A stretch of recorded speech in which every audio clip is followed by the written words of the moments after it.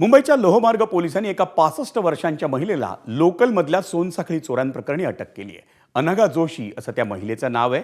पण धक्कादायक बाब म्हणजे मुंबईतल्या उपनगरीय लोकलमध्ये महिलांच्या गळ्यातल्या सोनसाखळ्या चोरण्यासाठी ही महिला दर शनिवारी पुण्याहून मुंबईला यायची.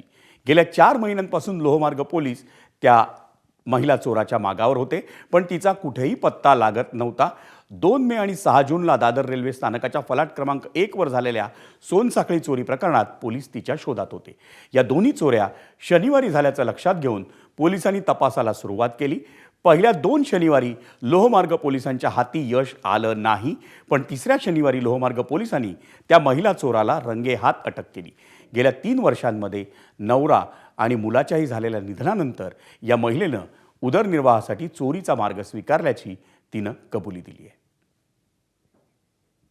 ही जी महिला आरोपी आहे तर ती तेव्हा यंग होती, तिचे लांबसडक केस आहे आणि त्यांनी FRS आणि CCTV ह्या म्हणजे त्यांनी लॉजिकल टॅक्टिकल माइंड वापरलं आणि त्यांनी केलं आणि परफेक्ट त्यांनी ओळखलं. आणि त्यानंतर आरोपीने पण स्वतः सांगितलं की त्यावेळी त्यांनी वेस्टर्न म्हणजे पश्चिम जे लोहमार्ग जे पोलीस ठाणे इकडे चोऱ्या केलेल्या होत्या.